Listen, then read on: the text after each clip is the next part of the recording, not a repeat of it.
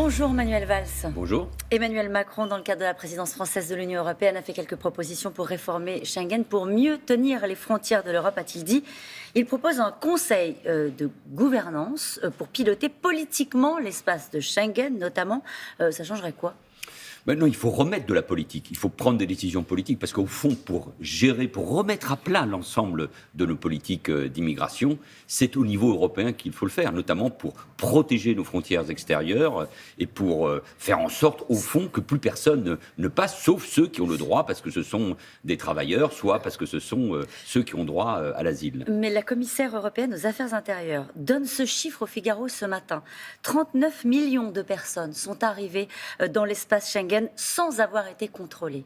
Est-ce que ce n'est pas un leurre de dire qu'on peut contrôler les frontières extérieures de l'Europe ? Parmi ces 39 millions, il y a évidemment tous ceux qui viennent travailler, tous ceux qui viennent visiter sans avoir l'Union été européenne. Contrôlés. Oui, mais parce qu'on passe aujourd'hui, on arrive aujourd'hui très souvent sans contrôle. Mais il ne s'agit pas de 39 millions de personnes qui arrivent par la mer, par la Méditerranée. Qui entrent illégalement. Ce qu'il faut, c'est protéger, rendre hermétiques nos frontières, notamment de la Méditerranée. Or, aujourd'hui, nous le savons, l'Italie et l'Espagne, membres de l'Union européenne, sont de véritables passoires. Donc si on veut arrêter l'immigration clandestine, si on veut arrêter l'immigration régulière, au-delà du soutien qu'il faut apporter à ce continent de l'avenir qui est l'Afrique, c'est au niveau des frontières de l'Union européenne. Parce que sinon, le projet européen va mourir.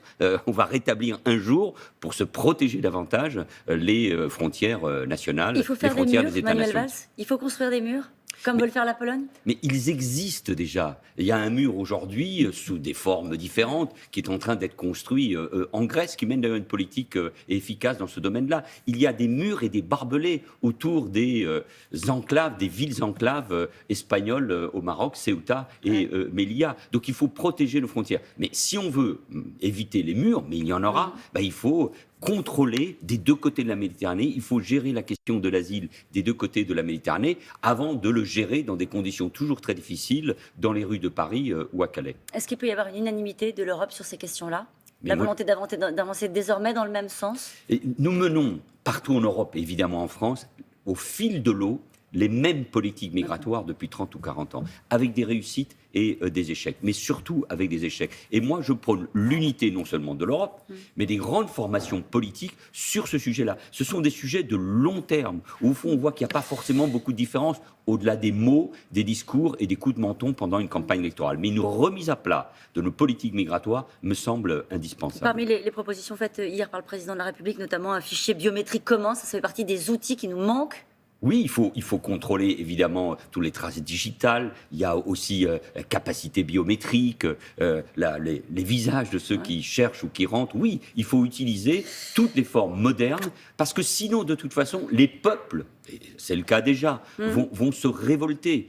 On doit à la fois gérer les questions d'assimilation, les questions identitaires dans notre pays, les ghettos dans les quartiers, les politiques de peuplement. Et de l'autre côté, il faut simplement répondre à la question, est-ce que nous avons besoin d'immigration supplémentaire ? Non. Alors on peut accueillir des étudiants, on accueille forcément des réfugiés, c'est la grandeur de la force. Pour la main-d'œuvre, sur certains emplois, on n'a pas besoin de... Alors il faut des quotas. Et c'est ce que nous proposons depuis des années, pour un certain nombre de secteurs qui en ont besoin. Il faudra revoir aussi l'immigration familiale. Donc, si on veut traiter ces choses-là avec, au fond, l'état de droit, le respect des personnes, des grandes conventions internationales, il faut le faire maintenant, sinon nous serons emportés par le populisme. L'immigration, c'est l'angle mort du bilan du quinquennat d'Emmanuel Macron ? Mais c'est l'angle mort de tous les quinquennats, si je dis les choses clairement. Moi, je me réjouis que le président de la République soit sur des positions fermes et qu'il utilise, et il a raison, la présidence européenne pour faire des propositions. Mais ce qu'attendent les Français, ce sont des décisions, parce que là, se nourrit le sentiment d'inefficacité. Tout simplement, par exemple, tous les déboutés du droit d'asile qui ne sont pas reconduits à la frontière. Et c'est cette belle idée du droit d'asile qui, à travers ça, d'une certaine manière, est remise en cause. C'est sur ce que vous considérez comme un échec que Éric Zemmour surfe dans ce début de cette campagne présidentielle. Je rappelle que vous êtes l'auteur de l'Anti-républicain, réponse aux manipulations de l'histoire, avec notamment les propositions d'Éric Zemmour et les positions qu'il a partagées. Est-ce que c'est là-dessus qu'il surfe ? Il se nourrit évidemment des erreurs, des échecs, des lâchetés, notamment d'une partie de la gauche qui a abandonné la nation, la République, l'universalisme. Oui, bien sûr. Alors, il bien a fait sûr. des propositions hier. Il était auditionné comme d'autres candidats de droite devant le syndicat de police Alliance. Il veut supprimer les juges des libertés de la détention. Il propose la déchéance de nationalité pour les binationaux délinquants, expulsion notamment des mineurs isolés. Quand vous voyez ces propositions, qu'est-ce que vous dites? Il est profondément anti-républicain. C'est quoi la France? C'est un état de droit. C'est le respect des personnes humaines. C'est une justice indépendante. Donc là, on est non seulement dans le n'importe quoi. En quoi c'est le n'importe quoi? Mais parce que c'est dangereux.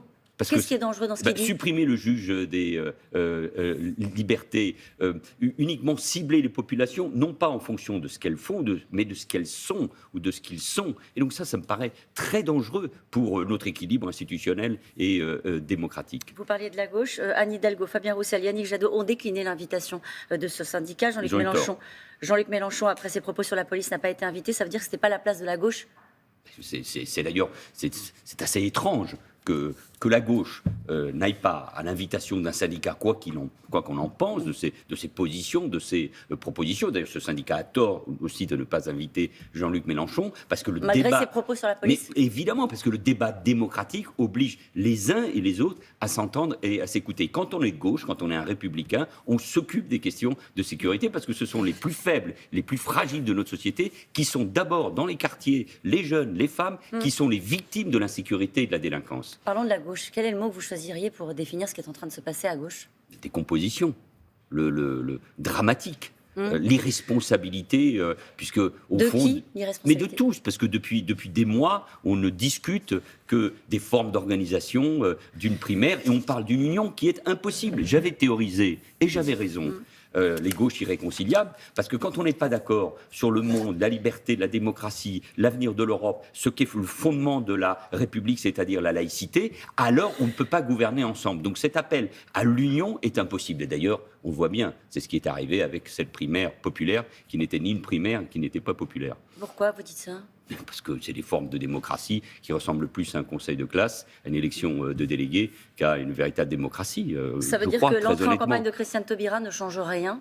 Mais elle rajoute bien sûr à la confusion, mais sans aucun étonnement. C'est-à-dire la gauche est hors jeu. Elle a renoncé pour une partie à l'universalisme, à la laïcité, à la République, et la même ou une autre partie a renoncé pas seulement à la culture du gouvernement, à gouverner en n'assumant pas ce que nous avons fait, avec des échecs bien sûr, mais aussi avec beaucoup de réussite, quand nous étions au pouvoir. Si la gauche renonce à gouverner, elle est muette. Et si elle est muette, c'est une part de la France qui, du coup, n'est plus entendue. Est-ce que vous pensez, Manuel Valls, que la gauche, elle serait mobilisée face à un Éric Zemmour au second tour ou à une Marine Le Pen au second tour face à Emmanuel Macron? Mais si la seule mobilisation de la gauche est contre, je mets des guillemets, le fascisme, l'extrême droite, ça ne suffit pas. La gauche, elle doit être capable de gouverner. Honnêtement, aujourd'hui, avec le retour de l'État et des services publics au moment de la pandémie, parce qu'il y a à la fois une croissance puissante et le retour de l'emploi, et c'est une belle chose, mais il y a aussi une bonne chose, mais il y a aussi des inégalités, il y a aussi de la précarité. Et puis il y a des combats pour la République, contre l'islamisme, pour nos quartiers.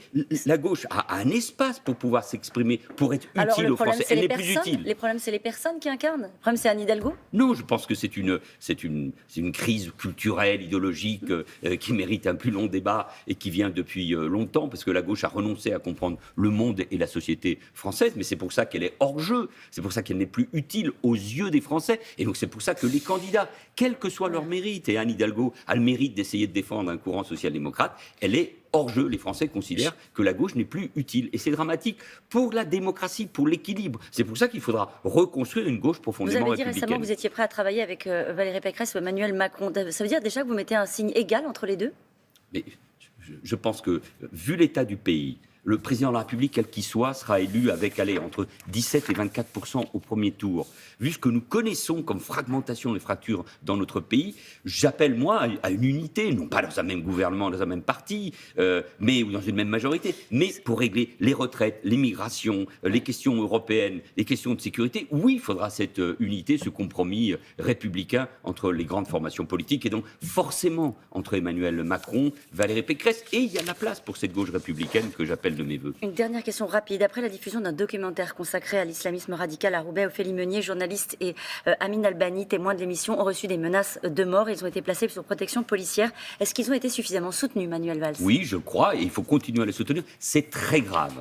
On a tué dans ce pays des journalistes parce qu'ils caricaturaient, parce qu'ils exprimaient la liberté. On veut tuer aujourd'hui ceux qui s'expriment. Donc il faut les protéger, il faut dénoncer ce qui est en train de se passer, il faut saluer le travail qui a été fait sur Et retrouver Roubaix. les auteurs des menaces? Bien sûr, et il faut lutter contre cet islamisme, contre ce séparatisme qui menace la République. J'en ai parlé depuis des années, ça m'a coûté cher, mais il faut poursuivre ce combat. Il est indispensable pour la France. Merci Manuel Valls. Merci Caroline.